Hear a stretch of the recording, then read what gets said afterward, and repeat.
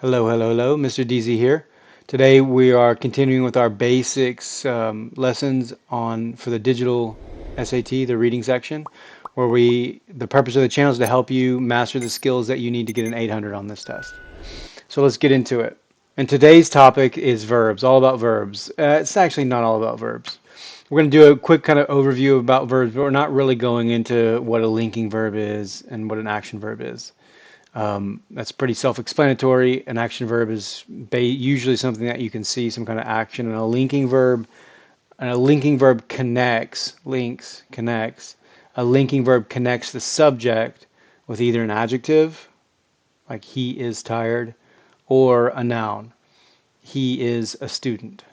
And that's what linking verbs do. But I really want to talk about whether a verb is transitive or intransitive. So here's kind of a flow chart of this is every verb. Every verb is going to kind of fall into one of these buckets. The first big segue is they're either action verbs or linking verbs. In general, if you have a to be verb, it's usually a linking verb. There are some exceptions, of course. If it's a continuous tense, meaning there's a verb ing after it, then it's not a linking verb. But usually to be verbs, also sense words like, the music sounds good. Sounds is a linking verb there. The pizza tastes good. Taste is a linking verb there. And then when you have action verbs, you either have transitive verbs or intransitive verbs. And a transitive verb takes an object. And what that means is that the verb does the action to something, to a noun. Or intransitive verbs, they don't take an object. And there's a pretty simple way to see if that is true or not, to kind of diagnose that. And that is, you just ask the verb who or what. You ask the verb who or what. Let me show you what I mean. And so if there's a good answer to either question, then the verb takes an object. And that's the direct object. The noun after the verb is the direct object. And so we call that a transitive verb. But you got to be careful about how you answer this question. You have to be strict. The only answer to a who or a what question is a noun.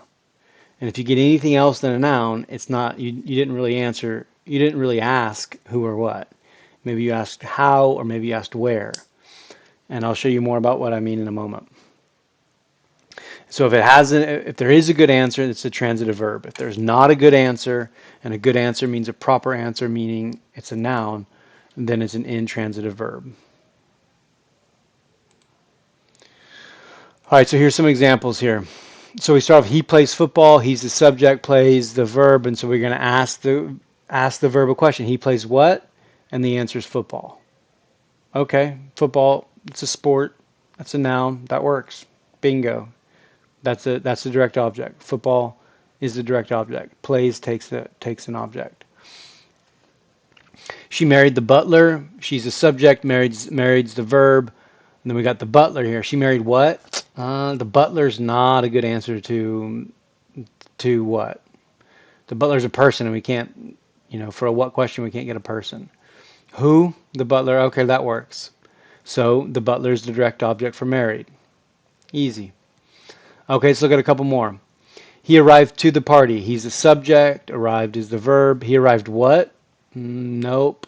To the party. To. The big clue here is that the first word after is not a noun or an article like the or an.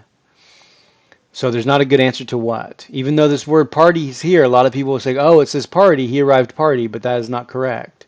And that's because this party is doing a job for the preposition. So this is all a prepositional phrase. It's all grouped together. You can't kind of take it apart and use this noun for something else. So he arrived what? To the party. No, that doesn't work. He arrived who? To the party is not a good answer to that. Okay, so there's no direct object. So that means arrived here, and I think always, is an intransitive verb. It means it does not take an object. So let's look at these two verbs that we used again, plays and married, because verbs, oftentimes they can be both. So he plays well.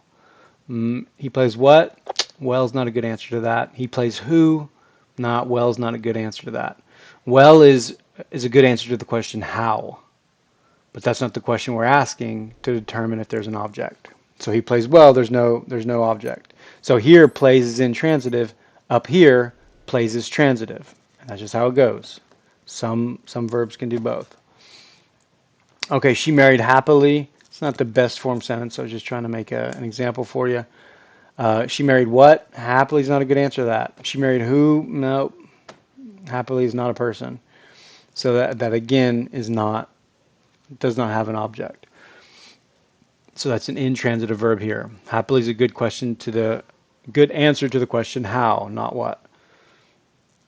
And so why am I talking about this? Because that's one of the tools that you might be using along the way to figure out, you know, if the verb is transitive or not. You might be using that to help you understand the sentence, to maybe eliminate choices for vocabulary, or somewhere along the way as you look at a question on the digital SAT reading and you need to figure it out. This is a tool that you can use. It'll just help you kind of break things apart and have a deeper understanding of what you're reading. All right, so if you want an 800 on the digital reading SAT, subscribe and hit the bell icon. Stay tuned for the next video because we're talking about, I forgot what we're talking about, but we're talking about something and it's going to be useful. So stay tuned.